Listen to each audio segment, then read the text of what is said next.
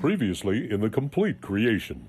Conclusively show us that, in fact, 208 million evolutionary years were actually all one event a few thousand years ago.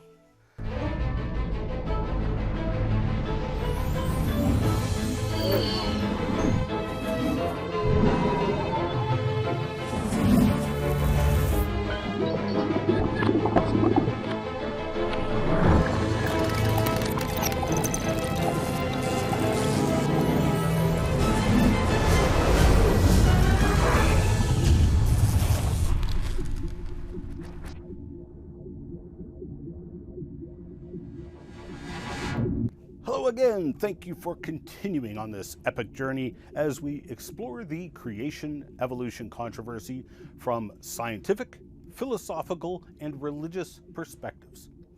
We've been discussing the various dating methods used by both the evolutionists and creationists, and now we have come to a question that is without a doubt in the top 3 of the most common questions I get asked. What about carbon dating? Doesn't it prove the Earth is millions of years old? There is a huge misunderstanding hiding in the shadows of this belief, and I would lay the blame for that at the feet of the media and anti-creationists spreading propaganda. It is a baseless claim, yet the majority of people believe it. Carbon-14 is radioactive and has a relatively short half-life of 5,730 years. It breaks down radioactively so fast that within 100,000 years, a drop in the bucket on the evolutionary timescale, it is basically gone. After 60,000 years, it is considered undetectable because there is such small amounts of it left. So with that little bit of information, ask yourself, who on earth was it that told you carbon-14 proves the Earth is millions of years old? On what grounds did they make such a claim?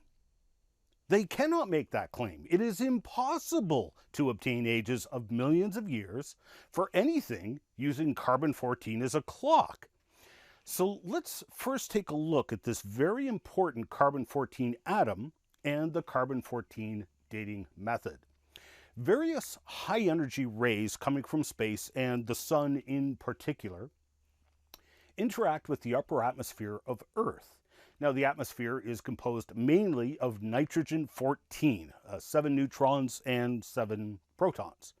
And through a series of interactions between the high-energy rays and the nitrogen-14, some nitrogen atoms get transmutated into carbon-14, with 6 protons and 8 neutrons. It is a radioactive form of carbon. Carbon-14 behaves chemically the same way regular non-radioactive carbon-12 behaves. So it will combine with oxygen to become carbon dioxide. This radioactive carbon dioxide is absorbed by plants in photosynthesis and is used to build plant cells with what is now radioactive hydrocarbons. Animals eat the plants and absorb the radioactive carbon. So, congratulations! The plant and animal matter that you eat is all radioactive. And you are what you eat, so you are radioactive too. Now, obviously, when the plant, animal, or human die, they stop taking in carbon-14.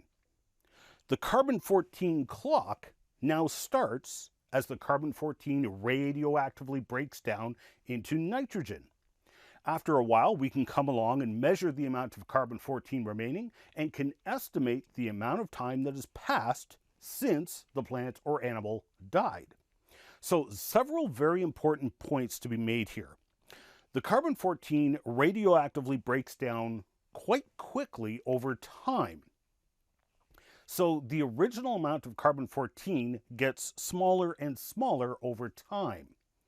Now, at 100,000 years, it's all gone, or at least undetectable by our most modern and advanced equipment. So if we attempt to measure a plant that's been dead for 100,000 years, we will detect 0 carbon-14 in that plant.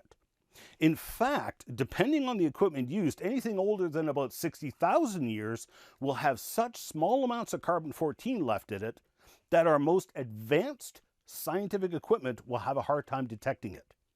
So really, that's the ceiling we're working with here. After about 60,000 years, the measured amount of carbon-14 will be such a small number that it will be within the error margins of the equipment spitting out the measurement. Flip that coin over for a second. If we measure carbon-14 amounts, say, up here on the scale, then we have a lot of confidence that we are measuring carbon-14 in the sample, and we know it is way younger than 100,000 years old.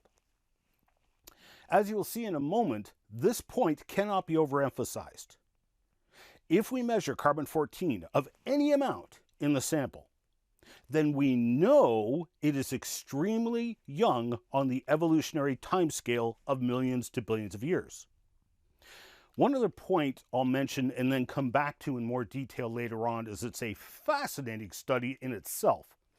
If the amount of atmospheric carbon dioxide was higher in the past than today, then plants back then have more regular carbon dioxide available for consumption than the radiogenic carbon dioxide. This means it will skew the carbon-14 dating results because we would assume the carbon-14 scale started here, when in actual fact the original amount of carbon-14 was, way down here. So instead of the clock starting at 0, the clock actually started at, say, 10,000 years or something. We actually have multiple reasons to draw the conclusion that atmospheric carbon dioxide was magnitudes higher in the past than present-day values. Now, it's difficult to ascertain, but we'd be talking carbon dioxide levels between 10 to 100 times higher than today. So one should not be too quick to write off this date skewing effect. However, while this is a significant difference in the dates returned by carbon-14 dating, it has little impact on our overall argument here. Anything in the fossil or geological record should have no detectable amounts of carbon-14 in it, if it truly is even 100,000 years old, let alone millions of years old. It's a simple test, really. So when we actually try to carbon date samples allegedly millions of years old, do we find carbon-14? The short answer is a profound and overwhelming yes. Now keep a rough count in your head, because we are going to look at hundreds of examples of carbon-14 in samples alleged to be millions of years old. For example, coming back to the RATE project, which ICR and CRS has kindly made open access, in the RATE 2 book, Dr. John Baumgartner took diamonds and ran them through radiocarbon testing.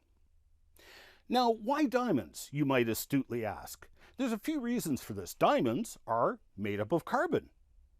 Radiocarbon labs return results in PMC values, percentage of modern carbon. In other words, they measure the ratio of carbon-12 with carbon-14. So diamonds are a perfect test to check if any of that carbon is carbon-14. Now, another reason is because the advocates of deep time believe that the pressures involved in forming diamonds could only happen in the mantle of Earth. But the diamonds are found on the surface of Earth now. So they believe the diamonds were actually made some 1 to 3 billion years ago. Thirdly, diamonds are the hardest substance known to mankind and seal up quite nicely against any kind of contamination or loss of carbon-14. So the diamond samples returned PMC values of 0.1 to as high as 0.39%. Now, you remember I mentioned the measurement thresholds of radiocarbon equipment. This Particular equipment known as accelerated mass spectrometry can detect carbon-14 amounts as small as 0.01%. So these values were all 10 to 39 times higher than the minimum value the machine can measure. To say the least, this is astonishing proof that these diamonds are, and the Earth itself are, far, far less than 100,000 years old. In fact, once you have the carbon-14 to carbon-12 ratio, it's pretty simple math to calculate an age based on uniformitarian assumptions. These diamonds would return ages of between 46,000 and 57,000 years old. Now, do I believe those ages? No, that's not the point. The assumptions for determining the ages are flawed. The point is that there is, by deep time standards, an astronomical amount of carbon-14 where there should be 0 carbon-14. This strongly indicates it's a very young object. So let's say myself and other creationists are wrong. We claim the Earth is 6,000 years old, but this data shows we're in error by a whopping factor of 9. How could you creationists be so wrong? Well, being generous to the deep time advocates and using their youngest estimated age for those diamonds, combined with the oldest C14 age determined, the old Earth model is in error by a factor of 17,543. I'm willing to accept those carbon-14 ages and being in error by 9 times my estimates of the age if you wish to accept those carbon-14 ages. You see, carbon dating is the friend of the young Earth creationists.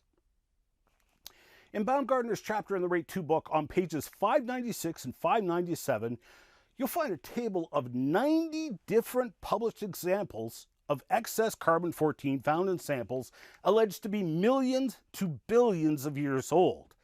And that list, it is nowhere near exhaustive, even for that time. There was literally hundreds of examples available to Dr. Baumgartner at the time of publication in 2005. There has been hundreds of examples added since then.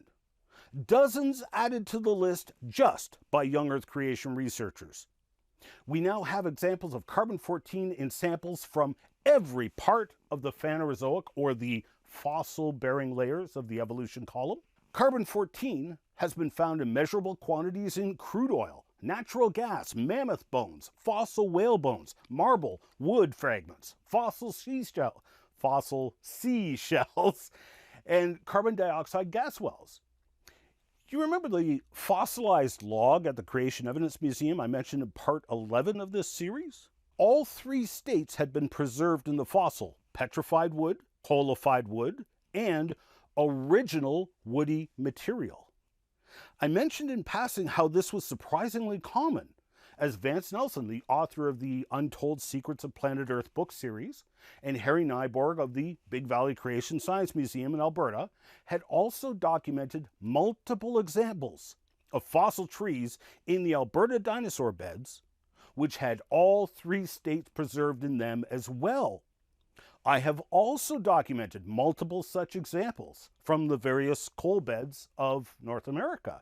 Well, if we have original wood still preserved in the fossil, then that means it can be carbon dated. Vance Nelson teamed up with Brian Thomas from the Institute for Creation Research in Texas to publish a fantastic paper published in the Creation Research Society Quarterly Special iDino issue, spring of 2015. Now, considering most peer-reviewed journals charge you $30 access for a digital copy of one paper in their journal, I think a $12 charge for a paper copy of the entire journal that CRS charges is more than reasonable. I'm going to spend a lot of time on this issue in this lecture and probably the next couple of lectures, because the findings published therein are so significant and profound. Let's start with Thomas and Nelson's paper, starting on page 299, where you'll get a big hint of things to come just in the title of the paper: Radiocarbon in Dinosaur and Other Fossils. In that paper, one paper, published by creationary researchers, so keep track of these numbers because you'll start to see where I get my numbers when I say hundreds of radiocarbon tests have been performed. This is one paper, and they report on 16 different samples taken from all throughout the Phanerozoic strata, and all of their samples returned high carbon-14 concentrations that cannot be explained by contamination. Now, I've got their chart here, but I've added one more column to show you the ages assigned to the fossils by the evolutionary time scale for comparison. Notice, first of all, that all of the fossils have all been assigned ages in the tens to hundreds of millions of years. Pretty simple then. There will be no detectable carbon-14 if the samples are even a fraction of those ages. Yet, here they give the percentage of modern carbon numbers, every one of which you can see is at least 20 times higher than the minimum detectable amount. In fact, the PMC value returned for Tectocaria renana is well over 1,000 times the minimum detectable level. This particular fossil is a fascinating one. When I was visiting Vance one day, he handed a little plastic vial with a flip top. He opened it up and said, "Here, smell this." Now, when a woman says, "Hey, smell this," it's usually a pleasant smell. If a guy says it, it's usually a warning. But of course, like an idiot, I just took the vial and took a deep whiff. There was a faint but distinct fruity smell. What Vance had handed me was a vial holding the fossil Tectocaria renana, a fossil fruit from coal seams in Germany, alleged to be 11 million years old. But the fossil wasn't fossilized, it was mummified. And it was so well preserved, it was still giving off fruity smells. So not only did Vance send one of these samples in for carbon-14 testing, he also documented the lab results of testing for chemical esters in his phenomenal coffee table book, Flood Fossils. Vance had to send me these photos because my nieces love his books so much, and they wouldn't let me have my copies of his books. His whole Untold Secrets series is phenomenal, and I highly recommend getting them all. But here in his book, he shows photos of the mummified fruit, commonly found in the German coal seams. You can also see the lab reports where they got a really expensive machine with a really sensitive nose to sniff the samples and identify some 30 different esters which were detectable, several of which were responsible for the fruity smell. So it still smells like fresh fruit, but it's 11 million years old? I don't think so. But Vance and Brian also had carbon-14 tests carried out on some fossil wood provided from the collection of my museum. The good Lord kindly and miraculously provided me several pieces of fossil wood from the first investigative expedition launched in the 1980s to polystrate fossil forests on Axel Heiberg Island in the Canadian High Arctic. A mere 1,100 kilometers from the North Pole, there are numerous polystrate fossil trees eroding out of the hills. I'm going to come back to this particular fossil site because it is a fascinating fossil site, but for the moment I wish to stay focused on carbon-14 dating.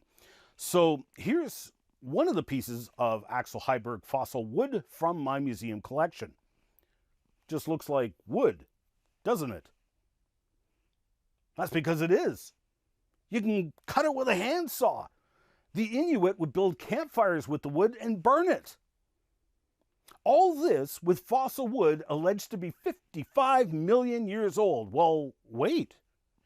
If it's that well preserved, then obviously it can be carbon dated, right? Sure thing. That's precisely what Thomas and Nelson did.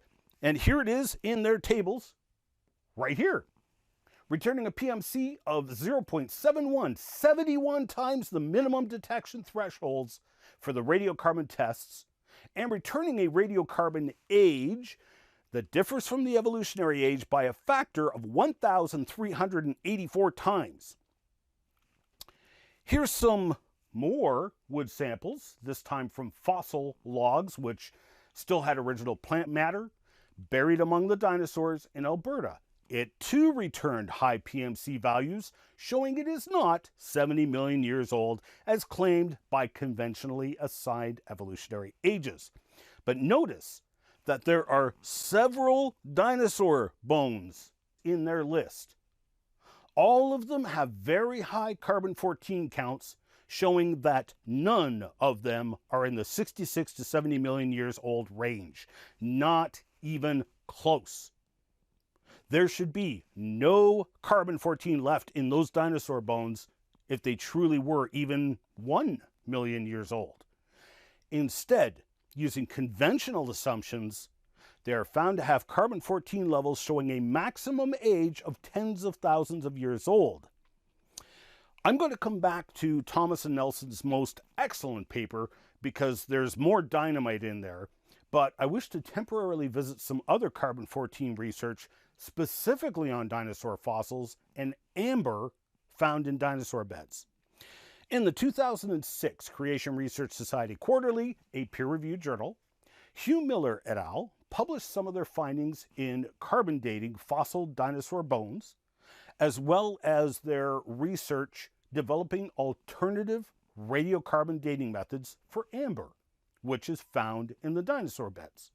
You'll remember that amber is basically fossilized tree sap. Amber is perfect for the carbon-14 job as its carbon content is much, much higher than all other fossils, even more carbon than the original preserved wood. Miller and his team from the Colby Center and the Paleo Group have been conducting carbon-14 testing on dozens of samples from all over the world and all portions of the Phanerozoic record. It is with much sadness that I mentioned that Hugh Miller passed away in January of this year. And as it stands at the time of this recording, the website is down. Now, my fellow creationist, Brock Lee, kindly did some digging around and found out that apparently Hugh's grandson is working to get the site back online.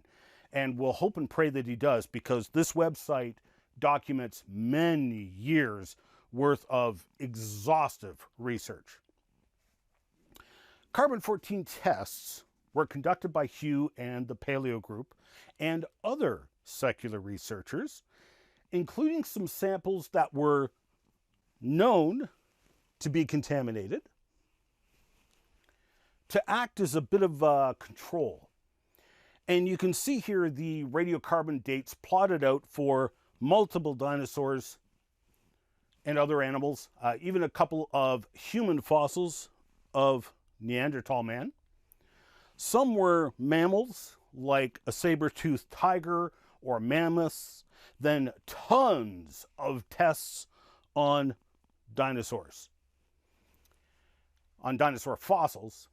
And do note that several of the points on this graph actually represent multiple carbon-14 tests. There was even a couple of C14 tests done on what most people consider dinosaurs of the sea, like the mosasaur. So my good friend Brock Lee compiled all of the carbon-14 dates returned from all of these studies.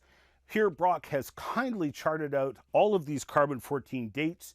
And if you look closely, you'll see that all of the dinosaurs return carbon-14 ages younger than the Neanderthal man fossils. One of the top 3 questions I get, right alongside the question, what about carbon-14, is the question, did dinosaurs and humans live at the same time? I'm going to emphatically say yes. And these carbon-14 dates are only one data point in a very, very long list of evidence and data points showing that, yes, people and dinosaurs most certainly did live at the same time. We'll come back to that in great detail. For the moment, though, please note that in all of the radiocarbon tests here, conducted here, of which this chart shows another 30 samples. 30, are you keeping track? All of these samples obviously had large amounts of carbon-14, indicating they were very young. Ironically, the Neanderthal man fossils had the smallest amounts of carbon-14, indicating those fossils were older than everything else. And all of the samples on that chart, with the exception of the controls, which were known to be contaminated, would have less contamination than the Neanderthal fossils. Of all these samples, the Neanderthal fossils should have been the most prone to contamination of carbon-14. In other words, if contamination really were an issue, the Neanderthal fossils should have shown the highest level of carbon-14 in all of the samples. Frankly, the contamination argument is a joke.